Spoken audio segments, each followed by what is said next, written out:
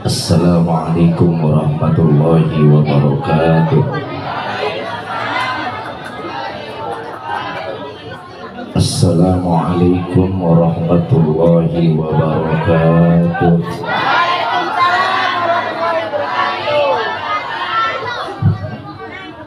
Alhamdulillah. Alhamdulillahi rabbil alamin. Wal aqibatu lil muttaqin wa la udwana illa 'alal zalimin. Asyhadu an la ilaha illallah wahdahu la syarika lah wa asyhadu anna sayyidana Muhammadan abduhu wa rasuluhu la nabiyya ba'dah. Allahumma salli wa sallim wa barik ala sayyidina Muhammadin sallallahu alaihi wasallam wa ala alihi wa ashabihi al-mujahidin at-tahirin at-tayyibin. Amma ba'du, hadratal mukarramin wal muhtaramin, para alim, para ulama, para muallim, para kiai, tokoh sepuh masyarakat, para asatid, para aparatur pemerintah, Bapak RW, Bapak RT, bil khusus yang sama-sama kita hormati dan semoga Allah muliakan, kepada pengasuh Majelis Ta'lim Nurul Iman, yaitu Bapak Liman. Kita doakan semoga Allah senantiasa memberikan kesehatan kepada beliau, senantiasa Allah berikan rezeki yang halal barokah dan kesabaran di dalam mengajari akan santri-santrinya. Bil khusus kepada pengasuh Majelis Ta'lim Nurul Iman yang selanjutnya, yaitu Bapak Ustaz Ilham Khuzari Liman, serta jajaran panitia peringatan Tarhib Ramadan menyambut datangnya bulan suci Ramadan, serta ikhtibalan daripada seluruh santri-santrinya. Bil khusus kepada penasihat Majelis Ta'lim Nurul Iman, yaitu saya punya paman Mamanda Ustaz Saiful Bahri bin Haji To'at. Bil khusus tentu kepada para wali santri seluruhnya, Bapak Ibu, saudara-saudari sekalian, dan anak-anak saya yang tadi begitu amat bahagia dan senangnya hati saya melihat hafalan-hafalan mereka semua dari membaca Al-Quranul Karim, membaca hadis, doa, dan lain sebagainya. Kita doakan kelak menjadi putra-putri yang solih-solihah, berguna bagi agama, nusa, dan bangsa, bakti kepada kedua orang tuanya, dan tentu selalu taat kepada Allah Subhanahu wa Ta'ala.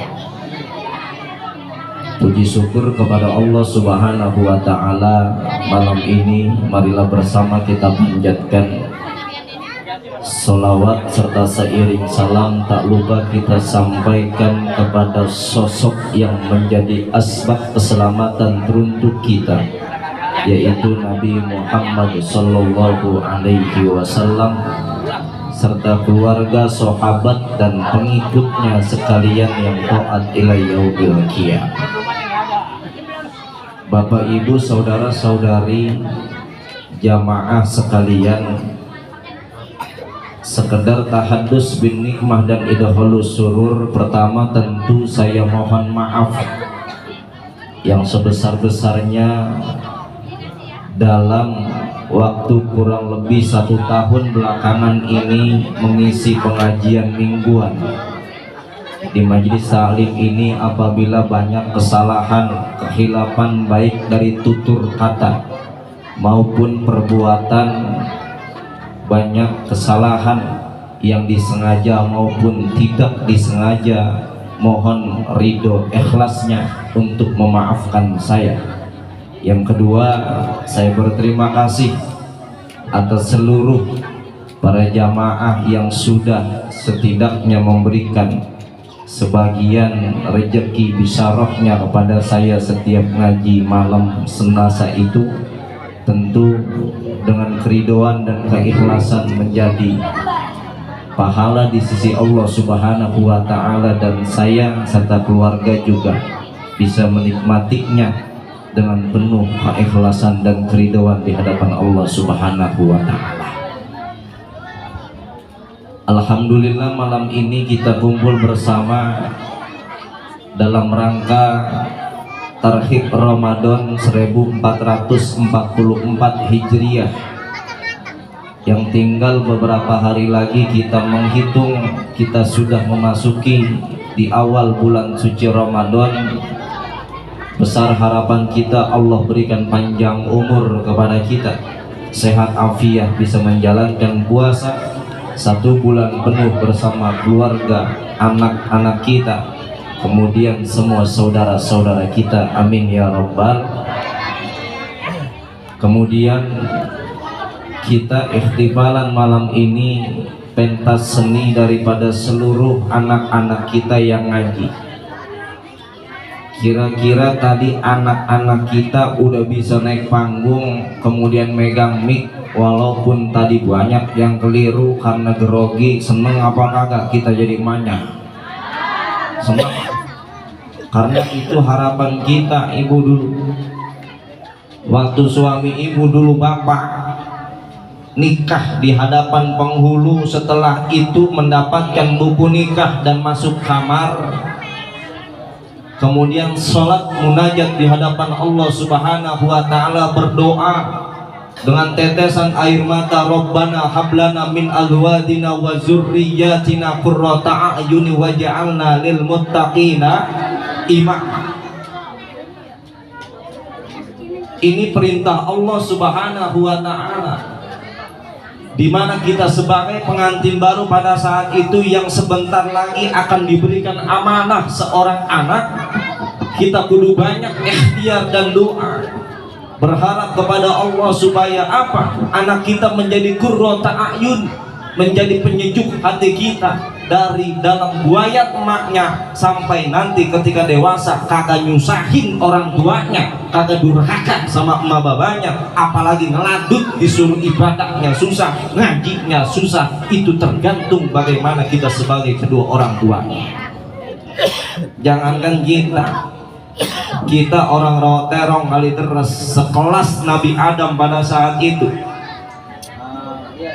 mendidik daripada anaknya yang bernama Qabil dan Habil begitu luar biasa amat sulitnya, menjadikan mereka berdua orang yang solih di hadapan Allah Subhanahu wa Ta'ala. Qabil kagak redo diberikan istri yang rada kurang cakep. Pada saat itu yang seharusnya istri yang cakep iklimah buat Qabil, tapi malah dikasih kepada saudaranya yang bernama Habil.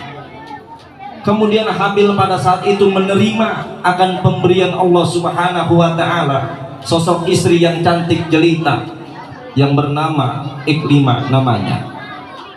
Tapi Habil tidak menerima istrinya yang bernama Labutta. Karena kenapa? Karena pada saat itu Qabil tidak menerima dengan kekurangan yang ada pada istrinya itu, sebab tidak mau mengikuti akan perintah Allah Subhanahu wa Ta'ala. Kemudian kita lihat lagi sejarah Nabi Nuh alaihi salatu wassalam yang begitu sungsang sumbel mongsang mangsing mendidik anaknya yang bernama Kan'an.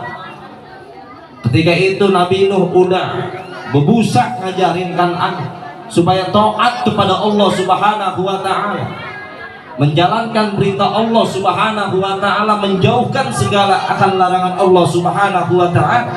Dan pada akhirnya Kan'an sendiri pun lebih menyembah berhala, lebih memilih berhala ketimbang pada saat itu menyembah Allah Subhanahu wa Ta'ala. Ketika banjir bandang tiba, apa kata Nabi Nuh? Ya bunayya rakam ma'ana, wahai Kan'an, ayolah naik perahu sama orang tuamu, sama ayahmu, sama bapakmu. karena pada saat itu hanya Allah Subhanahu wa Ta'ala yang menyelamatkan kita walaupun kita naik perahu. Tapi Kan'an malah memilih naik gunung yang menurutnya tinggi dan enggak bakal nganyut pada saat itu, terbawa banjir bandang. Akhirnya Kan'an pada saat itu tenggelam. Tapi Nabi Nuh dengan perahu yang menurut kita perahunya itu murah, tapi bisa selamat ketika mendapatkan musibah yang besar dari Allah Subhanahu wa Ta'ala. Setidaknya dua kisah ini yang diabadikan di dalam Al-Quran menjadi introspeksi diri kita sebagai orang tua. Kalau kita sebagai orang tua sekarang sudah tidak peduli dengan tarbiyatil Islam terhadap anak kita, kita nggak peduli anak kita belajar rukun sholat maupun syarat sholat, nggak peduli anak kita belajar rukun wudhu dan syarat wudhu, siap-siap kita sebagai orang tuanya nanti akan dikerbekkan ke dalam nerakanya Allah Subhanahu wa Ta'ala. Na'udzubillahi min dzalik. Penting pendidikan agama, amanah yang Allah berikan kepada kita ini kan nggak gampang lakoninnya. Kalau kita diberikan anak sama Allah Subhanahu wa Ta'ala 1, 2, dan 3, kalau semuanya jauh dari ajaran Allah Subhanahu wa Ta'ala, lantas kita sebagai orang tua nanti siapa yang menyelamatin?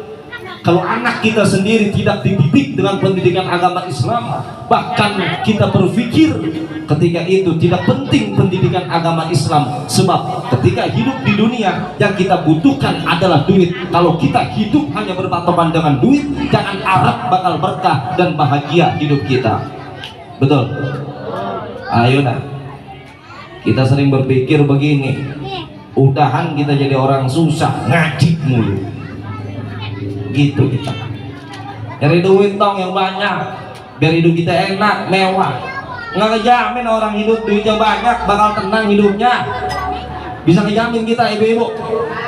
Belum bisa.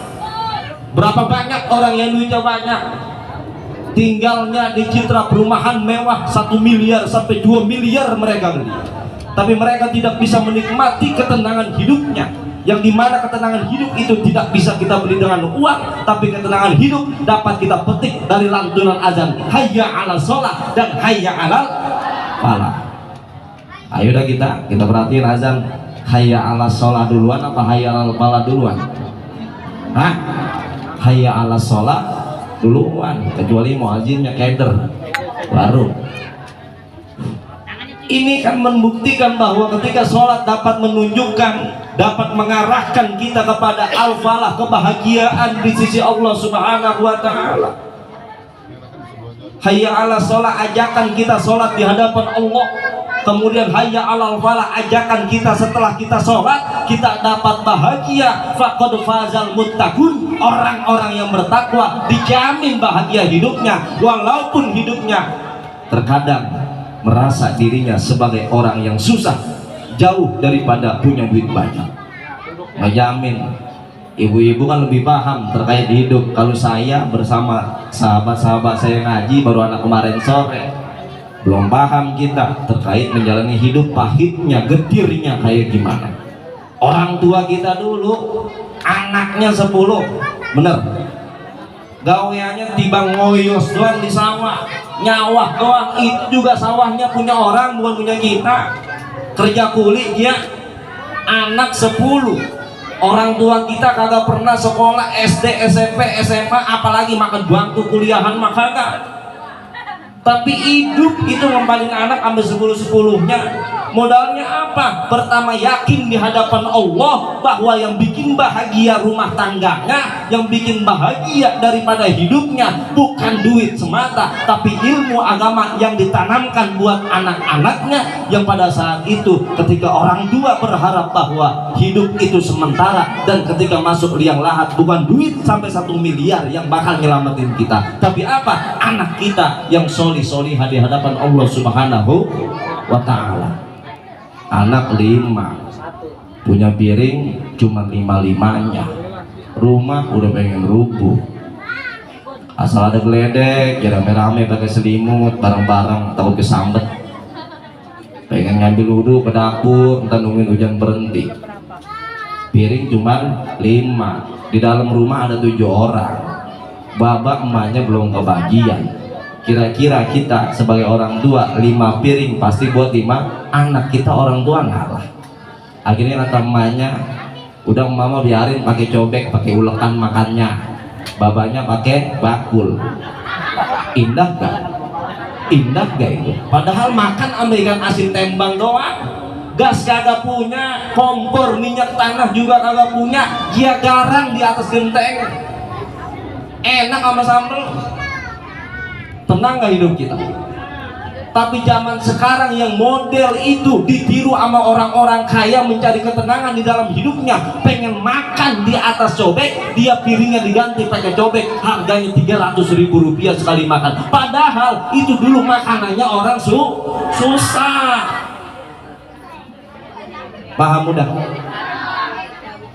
Orang tua kita tiba makan genjer doang. Kalau genjer kan tumbuhan yang adil banget. Genjer masuk hijau keluar hijau. Coba makanan yang lain, pizza semahal-mahalnya pizza keluar beda. Paham keluar? Buang air besar maksudnya. Tapi kalau genjer itu luar biasa. Masuk hijau, yang keluar juga hijau. Jengkol yang makan, selesai. Tenang hidup kita, tenang. Dulu kita kemana-mana jalan kaki, kemana-mana jalan kaki. Nggak punya motor, nggak punya mobil, nggak punya motor, nggak punya mobil. Asal kita ngebesang, numpang kita sama tetangga yang punya mobil. Girang nggak kita? Girang. Mobil yang nyuruh seruk kita, girang aja bukan mobil kita. Nggak ngebenerin, kita memang punya mobil yang benerin. Itu enaknya. Jadi Allah Subhanahu wa Ta'ala mengajarkan kita bagaimana hidup kita bisa menerima apa yang telah Allah berikan kepada kita sesuai dengan kadar dalam hidup kita. Jangan sampai kita jengah dengan ibadah kita, jangan sampai kita putus asa dengan ibadah kita dan mengomentari akan pemberian Allah Subhanahu wa Ta'ala yang telah kita terima sampai saat ini.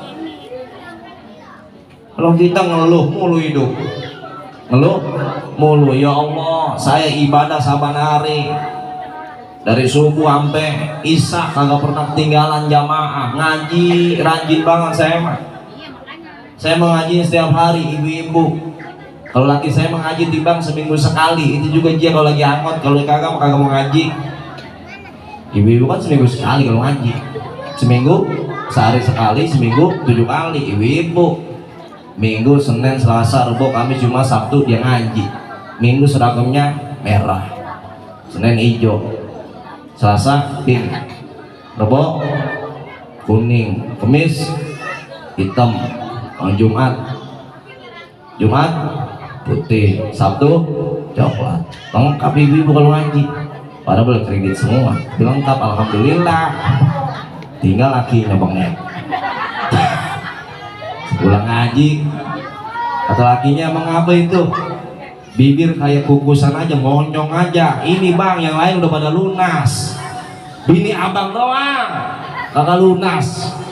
7 seragam kagak ada yang lunas, hanya acan satu juga. Mengapa?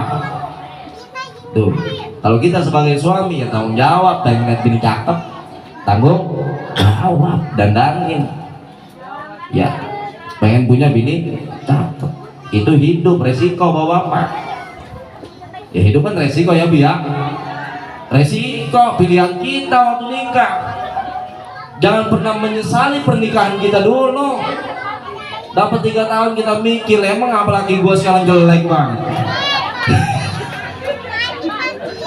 Dapat 3 tahun mikir lagi lakinya lah. Dulu waktu pacaran bini gua cakep banget, kentut tadi dandan, sekarang demek jadi gitu. Itu resiko hidup. Kalau kita ridho dengan pemberian Allah Subhanahu wa Ta'ala, jelek maupun cakep, kalau kita ridho, itu indah dan tenang hati kita di hadapan Allah Subhanahu wa Ta'ala. Itu yang dinamakan risiko dalam hidup kita. Punya bini cakep, salah. Bini jelek, salah. Punya bini cakep, bikin laki loksun, main duit mulu setiap hari, beli make up. Nah kalau kakak pakai make up, bini kita yang cakep bilang demek juga sama, modal make up doang 300.000 setiap hari. Kita laki sungkem sumber mau sama sih gojek izin nyari duit buat make up doang. Lah punya bini jelek juga salah. Jangan kan dibawa kondangan, diadap nyelawat malu gitu karena laki kita. Punya bini pinter juga salah, punya bini goblok juga salah. Punya bini pinter bapak-bapak pengen tahu aja urusannya. Pulang malam ditanyain mulu, emang dari mana sih bang? Bininya pinter, buka HP, dilihat namanya. Ini namanya siapa bang? Saboah temen gua. Lihat-lihat namanya si Fitri. Gitu. Punya bini gemblek juga sama, salah. Kita punya masalah, dia diem aja. Dia emang dasar gemblek. Mau nanya apa? Itu resiko hidup namanya. Makanya kita harus ridho terhadap yang Allah berikan kepada kita, baik pahit manis hidup kita, getir dan lain sebagainya.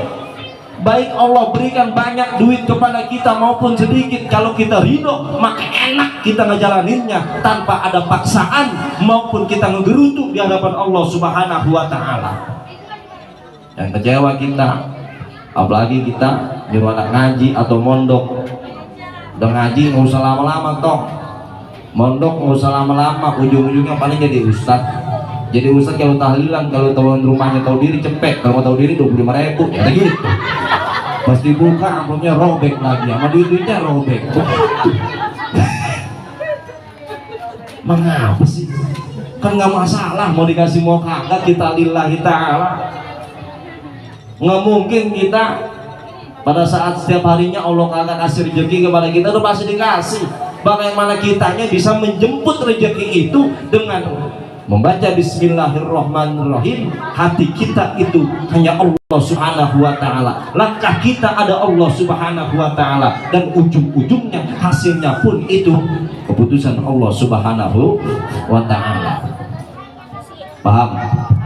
Terus udah, walaupun manggil penceramahnya kayaknya bukan terkenal juga enak aja ngomong sama saya mah, asik aja. Makanya saya minta bangku biar ada lamaan.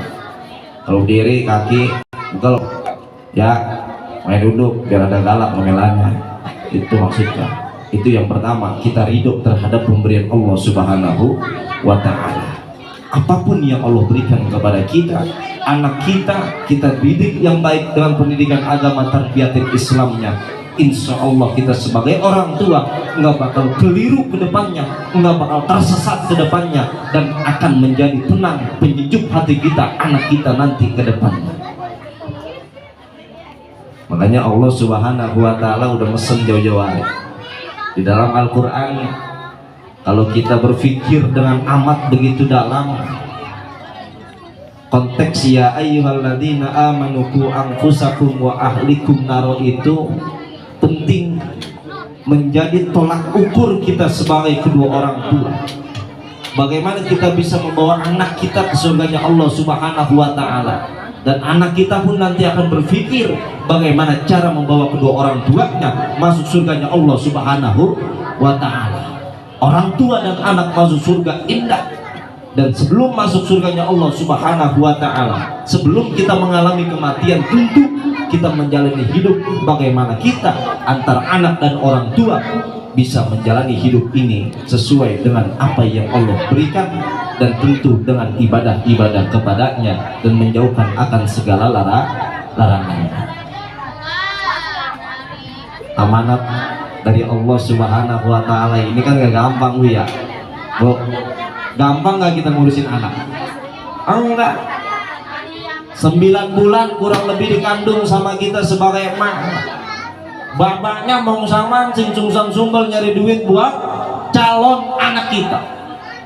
Kemudian setelah terlahir di muka bumi ini, kita ajarkan anak kita berjalan. Belum bisa jalan kita tuntun setiap hari habis subuh kita nyari embun yang begitu amat dingin di atas rumput buat anak-anak kita biar cepat bisa jalan.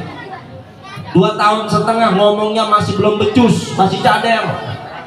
Kita kerik bibirnya, kita kerik lidahnya pakai tesi atau sendok supaya kelak anak kita lancar ngomongnya. Itu ikhtiar kita. Terus berlanjut, usia 5 tahun kita taruh di tempat pendidikan anak, kita taruh di pengajian supaya kelak menjadi penyejuk hati kita. Walaupun kita sebagai orang tuanya mungkin jauh dari ajaran Allah Subhanahu wa ta'ala.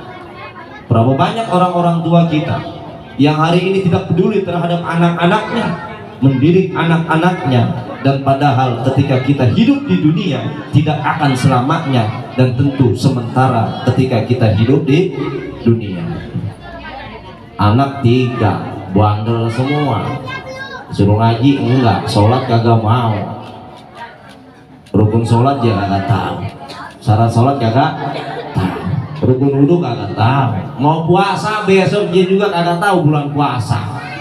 Ampe sedihnya kita begitu bangga dengan anak kita yang pada saat itu bisa nyanyi, bisa kontes di mana-mana, tapi kita tidak bangga dengan anak kita yang bisa hafal Quran, yang bisa hafal juz amma, bisa baca hadis, bisa pentas di depan kita, yang pada saat itu kita berpikir ketika dia pentas menjadi penyanyi dapat uang banyak, ketika mereka anak kita menjadi viral karena nyanyiannya dapat uang banyak. Tapi ketika anak kita membaca Al-Quran yang pada saat itu tidak menghasilkan uang, kita berpikir kita rugi menjadi orang tua. Na'udzubillahi min. Ayo dah, bangga banget anak kita pakai celana sejentet segini doang, pakai kaos juga adanya kali itu pakai kaosnya, dia nyanyi terus viral, dikasih duit sama artis dan selebritis mengikuti gaya-gaya mereka. Tapi kita tidak bangga mengikuti akan semua syariat Rasul Shallallahu Alaihi Wasallam. Kita tidak bangga sebagai orang tua anak kita mengikuti langkah-langkahnya Rasul. Tidak bangga kita sebagai orang tua mengikuti akan akhlaknya Rasul Shallallahu Alaihi Wasallam. Tapi kita lebih bangga sebagai orang tua ketika anak kita bisa meniru seorang artis atau selebritis. Na'udzubillahi min. Makanya Rasul udah jauh-jauh hari mesen sama kita. Apa kata Rasul? La tattabi'unna sananal ladzina min qablikum sibron bi sibrin wa zira'an bi zira'in hatta law dakhalu fi juhri dabbin lattaba'tumuhum. Qulna ya Rasulullah al yahuda wan nasara. Qala nabiyyu faman. Kata Nabi, nanti suatu saat di mana banyak orang-orang yang mengikuti langkah-langkah mereka, sejengkal demi sejengkal, setapak demi setapak, sibron bi sibrin wa zira'an bi zira'in hatta law dakhalu fi juhri dabbin, sehingga mereka masuk ke lubang yang namanya kadal gurun atau biawak gurun. Kita bakal ngikutin sebagai umat Islam. Kata sahabat, siapa yang engkau maksud ya Rasul? Kata Nabi, qalan nabiyyu faman, yaitu orang-orang Yahudi dan Nasrani. Begitu sedih kita sebagai orang tua. Harusnya kalau anak kita hari ini hanya mengikuti langkah-langkah orang yang kagak mau ibadah di jalan Allah Subhanahu wa ta'ala. Kalau anak kita hari ini udah jauh dari ajaran Allah Subhanahu wa ta'ala, bahkan ada yang rela demi dikasih duit sampai ratusan juta dia pindah agama dari agama kita. Betul? Karena apa? Karena pengen hidupnya mewah, pengen hidupnya kaya, tapi lari dari ajaran Allah Subhanahu wa ta'ala, murtad hidupnya. Bahkan nanti ketika pertanyaan di dalam kubur dia tidak bakal bisa jawab. Ayo dah, mau jawab apa? Coba kalau kita ngaji, enak kalau kita ngaji, sholat diajarin sama guru ngaji kita, kemudian wudu diajarin sama guru ngaji kita. Ketika ditanya nanti dalam kubur siapa Tuhan kita, jawabannya Allah Subhanahu wa ta'ala. Kemudian ditanya siapa Nabi kita, Rasul kita, jawabannya Nabi Muhammad Sallallahu Alaihi Wasallam. Coba kita lihat kemarin, generasi-generasi kita ada yang kagak tahu siapa nama nabinya. Generasi-generasi kita ada yang kagak tahu sejarah Nabi Muhammad Sallallahu Alaihi Wasallam. Kuping ditindik, kemudian dia jadikan video dan viral di mana-mana. Dia mengikuti langkah-langkah orang yang jauh dari Allah Subhanahu wa ta'ala. Kemudian dia menjadi sosok yang diidam-idamkan oleh kaum sejenisnya. dan bangga dirinya padahal jauh dari ajaran Allah Subhanahu wa taala. Nauzubillahi min zalik. Jangan sekarang ada kurang anak kita takziman wa takriman sama guru ngaji, takziman wa takriman sama kiai kita, ustaz kita. Semua mereka lari dari ajaran itu dan mereka menganggap pendidikan agama tidak penting bagi diri mereka. Ayo dah, kalau kita ngeliat artis begitu luar biasanya, artis datang jam 7 pagi, kita sebelum subuh udah nungguin di depan panggungnya, sholat kagak, mandi kagak. Karena apa? Kita saking pengen ketemu sama artis itu. Tapi kalau ketemu guru ngaji kita, ustadz kita, kiai kita, salaman juga kagak. Kalau kita ketemu artis salaman sampai bolak-balik, sampai pingsan salaman sama artis. Coba pertanyaannya, adakah orang rawatero pingsan salaman salam kiai? Nggak ada. Nah, kadang-kadang kita tuh balik, pingsan sama artis sama kiai kagak ada yang pingsan. Jangankan sekelas ustadz kecil kayak saya, dari zaman saya kecil saya belum pernah ngedengar berita Ki Haji Zainuddin MZ pada saat itu ada orang yang pingsan sama Ki Haji Zainuddin MZ. Belum ada sampai sekarang. Ayo kita berbondong-bondong melihat artis semua yang pada saat itu ditiru oleh mereka untuk dijadikan sebagai suri tauladannya, bukan Nabi Muhammad Shallallahu Alaihi Wasallam.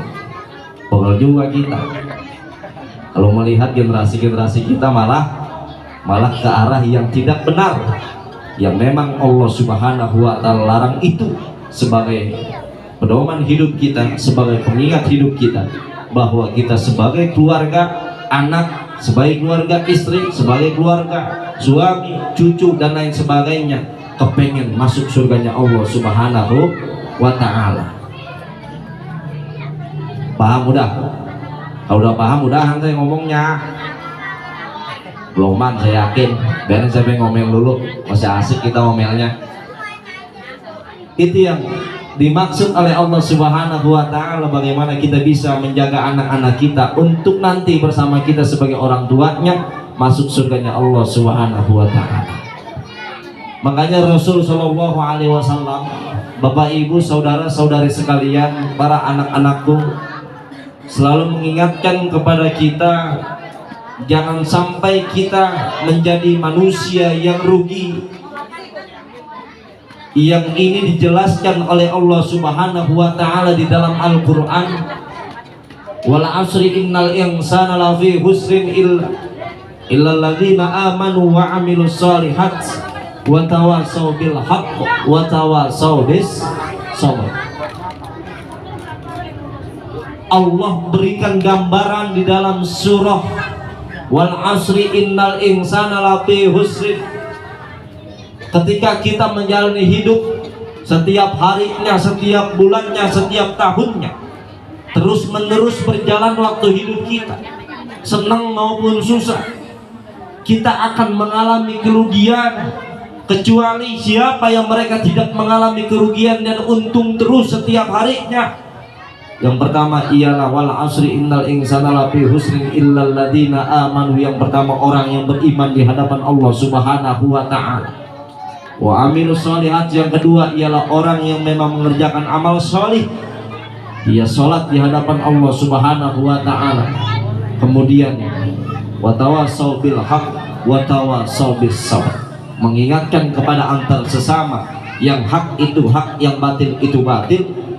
Kemudian kita saling menasihati antar sesama, jangan saling memberikan kemaksiatan antar sesama. Dan itu salah satu resep hidup yang Allah berikan kepada kita. Kalau kita udah beriman, jalankan perintah Allah. Besok mau puasa, kita beriman, jelas puasa wajib di bulan suci Ramadan, tinggal amilus solihatnya, kita menjalankan puasa dengan baik dan benar yang telah diajarkan oleh guru-guru kita di majelis taklim maupun masjid dan mushola. Bentar lagi kita puasa, ibu-ibu.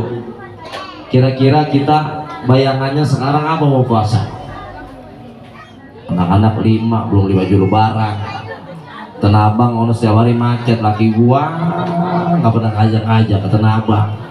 Jangan ke Tanah Abang dah, ke Daan Mogot kagak, ke Mall Tang City kagak, Mall BSD kagak, Mangga 2 Sekuare juga kagak, ke Metropolis kagak, ke Balai Kota juga kagak, kemana lagi, Gading Serpong juga kagak.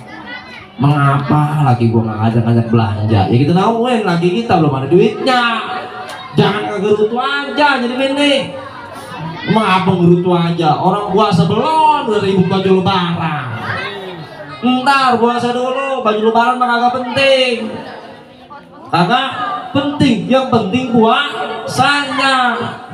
Puasa sebulan cuma 3 hari, baju lebaran sampai selemari lah. Mau orang mana?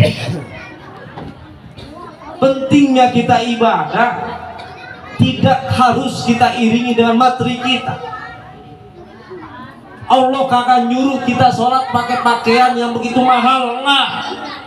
Tapi Allah nyuruh kita sholat pakai pakaian yang suci. Walaupun itu baju kokoh udah 10 tahun, kalau suci sah sholat kita. Tapi walaupun baju kokohnya sampai ratusan juta, kalau ada najisnya maka tidak akan sah sholat kita. Pakai sarung walaupun mereknya murah, beli gocap 1, kalau itu suci kita pakai sholat, sah sholat kita. Sekalipun pakai sarung yang 8 juta, Mega Hidayat, Super Mega Hidayat, ST sampai 10 juta, kalau ada najisnya nggak bakal sah sholat kita. Ayo dah, ibu-ibu sama pakai mukena yang mahal 300.000, 3,5 sampai yang gope, dikasih laki mukena yang 70.000 yang ada gambar Doraemonnya, kita nggak mau. Anak kita kagak nerima. Padahal ukuran sah atau tidaknya bagaimana pakaian kita ini suci di hadapan Allah Subhanahu wa Ta'ala. Kalau kita sholat mengikuti rukun-rukun sholat yang dijelaskan sama guru ngaji kita, enak. Walaupun itu mukenahnya rada-rada jelek atau bekas, kalau kita sholatnya bener, sah sholat kita. Kalau mukenahnya baru mahal sampai jutaan rupiah, tapi ketika sujud mukenah kita ada di sini di atas alis sujud, maka enggak sah sholat kita. Kenapa? Karena sujud tidak kita bukan nyentuh sejadah, tapi tidak kita nyentuhnya mukena. Lah mukena begini, mukena matanya gini dikit sini tuh, biar jidatnya kita nyentuh tempat sujud. Itu pentingnya ngaji. Ini mah kagak dibalikin mulu guru ngaji. Saya nonton di YouTube nggak begitu, nonton di TV nggak begitu. Saya datang langsung sama Ustaz di TV Jakarta, sah aja sholat kita. Kita yang ngajinya bener mengikuti kutubut turus, mengikuti kitab-kitab karangan ulama yang jauh-jauh hari ulama udah nyatet nulis di kitabnya, tidak bakal kesasar kita karena ada rujukannya, ada referensinya. Kenapa kita sujud ketika itu tidak boleh terhalangi dengan bahan apapun di jidat kita, karena kita kepengen melihat jidat kita langsung menyentuh yang namanya sejadah. Allah melihat itu maka sah sholat kita. Paham ibu? Besok lo terawih mukanya naikin dikit di sini ya, biar jidatnya sujud kena sejadah. Ini mah kagak begini, tentang siang tentang mukenanya baru ya, tuh begini aja keren biar kelihatan orang. Mukena gua kan baru, mereknya nggak dicopotin acan-acan, mahal ini. Ditanya sama samping yang sholat terawih, kamu beli berapa duit lu? 1,5 juta gua mah Tanah Abang, padahal beli utang, bilang lunas. Mau orang mana kali gitu? Itu ngaji pentingnya. Maka jangan sampai kita keliru dengan menjalankan sholat di hadapan Allah Subhanahu wa Ta'ala tanpa ada ilmunya. Sebab Ibnu Ruslan di dalam matan zubatnya sering berpesan kepada kita, wa kullu man bi ghairi ilmin ya'malu a'maluhu mardudatun latut balu. Kita ibadah sholat di hadapan Allah tanpa ada ilmunya, kita puasa besok sebulan penuh di hadapan Allah tanpa ada ilmunya, mardudatun latut balu, sia-sia puasa kita, sia-sia sholat kita. Makanya penting anak kita ditaruh di pengajian. Tapi guru hidup sama guru ngaji, paham ya? Hidup sama guru ngaji, nyawernya cuma tahunan doang. Nyawer guru ngaji mah mingguan. Setuju ya, Bang Ilham ya? Mingguan guru ngaji sawernya. Bayar 15.000 sebulan sekali, domel ke ustadznya. Ustadz sih duit mulu. 15.000 pakai domongin guru ngaji kita. 15.000 giliran buat kepentingan yang lain mah enggak. ngobesan banyak, kondangan banyak, biar kata Giwang baru beli kemarin dijual lagi sama dia. Malu kita kalau kagak kondangan. Tapi ketika kita pada saat itu memberikan guru ngaji kita kadang-kadang sayang untuk memberikannya karena kita tidak mau melihat daripada anak-anak kita sukses fit dini wa dunia wal akhirah ke depannya. Kan kita jadi ustaz disuruhnya jadi orang bener banget, dituntut banget kita jadi orang bener. Ayo dah ibu-ibu, kira-kira kalau guru ngaji kita ngojek pasti disalahin. Ustaz sih ngojek gitu, guru ngaji nyawa diomongin aja, guru ngaji sih nyawa, guru ngaji nyaloin tanah diomongin aja, lo guru ngaji jadi calok gitu.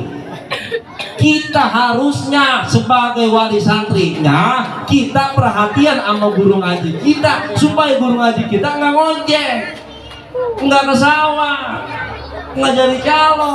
Kita mah kadang-kadang ngomongin doang, ngasih duit maka agak dituntut bener banget kita jadi ustaz, padahal di situ letak kebersamaan kita harusnya sebagai wali santrinya memperhatikan guru ngaji kita, karena guru ngaji kita sudah memperhatikan anak kita. Coba saya tanya sekarang, yang wajib jadi madrasatul ula, jadi guru ngaji anak kita yang wajib siapa? Oh, yang wajib jadi guru ngaji anak kita siapa sebenarnya? Orang tua, emak babanya. Karena emak babanya sibuk kerja pagi pulang malam, kita titipin anak kita ke guru ngaji kita. Anggap aja kita ngasih guru ngaji kita itu bentuk sodako di hadapan Allah Subhanahu wa ta'ala. Bulan depan naik goceng 20.000, sama udah ngomongin ngaji bayarnya mahal banget, giliran sekolah sampai 2,5 300 kagak pernah diomongin jualan. Ayo dah rela ya kata anaknya, Pak, Ma, ini ada surat edaran dari guru sekolah, WC lah mampet, gerbang lah rubuh, tegok, langsung dikasih besoknya. Coba mandi salin kita kebocoran, karpetnya juga belum kering-kering karena hujan mulu pada robek. Kasih edaran, domelin kita sebagai guru ngaji. Ustaz kagak ngerumasa banget ya gitu. Lah ustaz disalahin kagak ngerumasa. Ya Neng ya, Neng ya, paham ya kan udah cakep-cakep banget itu, untung-untungnya udah ganteng-ganteng banget, mamanya juga ya. Itu penting buat kita, sebab kenapa? Karena harapan kita ada di anak-anak kita yang nantinya akan membawa kita, ngegandeng kita, ngedorong kita ke surganya Allah Subhanahu wa ta'ala.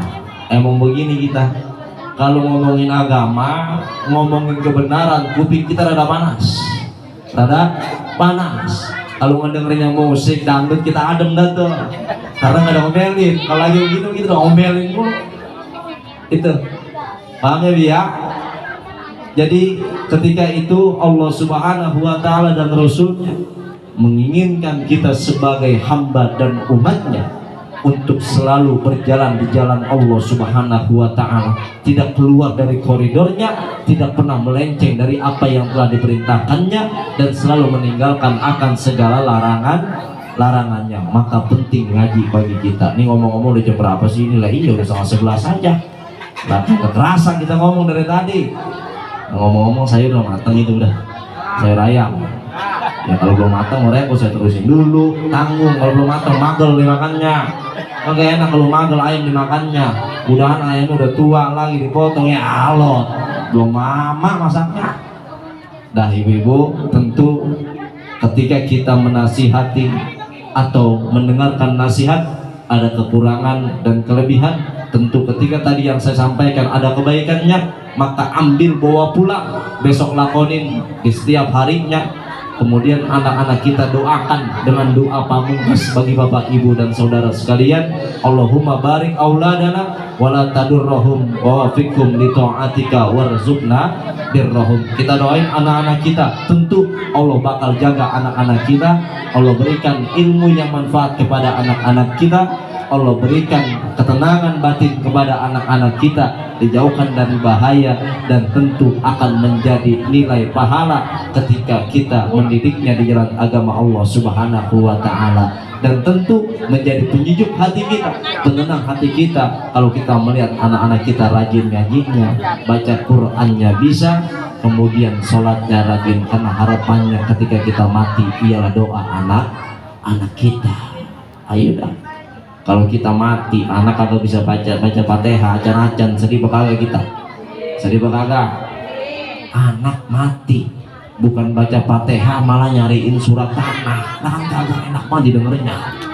Surat tanah kagak ketemu, dia cari giriknya di rumah, kagak ketemu, dia datang ke kelurahan, ke desa, mana ini tanah bapak gua, suratnya ya ketinggi. Padahal kita mendidik anak itu dengan pendidikan agama, untungnya banyak. Ketika kita wafat, kita ngajiin sama anak kita, dibacain Fatihah sama anak kita. Di udaroan sekarang kita, anak-anak kita dididik dengan agama, ingat sama kedua orang tuanya, dibacakan surah Yasin, diadakan acara ruahan di rumahnya, walaupun hanya beberapa orang. Itulah sesuatu yang berharga bagi kita dan anak-anak kita. Mungkin itu aja yang dapat saya sampaikan, mudah-mudahan banyak manfaatnya. Terakhir, marilah bersama kita kirimkan suratul Fatihah dengan sebuah harapan Allah Subhanahu wa Ta'ala memberikan panjang umur kepada kita, disampaikan di bulan suci Ramadan tahun ini kita bisa menjalankan puasa dengan baik dan benar, dan tentu bisa berkumpul di malam takbir, mengucapkan kalimat takbir, dan di hari raya Idul Fitri bareng semua anak-anak kita, semua orang tua kita, semua encang-encing kita, semua sahabat dan tetangga kita. Kita doain majelis salim nurul iman, Allah Subhanahu wa Ta'ala berikan ridho dengan keberkahan yang dicucurkan oleh Allah Subhanahu wa Ta'ala buat kita sekalian. Guru ngajinya diberikan sehat afiat, diberikan rezeki halal barokah, dan tentu harapan yang selanjutnya biar cepat punya buntut, cepat kawin. Al-Fatihah. A'udzubillahi minasyaitonirrajim. Bismillahirrahmanirrahim. Alhamdulillahirabbil alamin arrahmanir rahim maliki yaumiddin.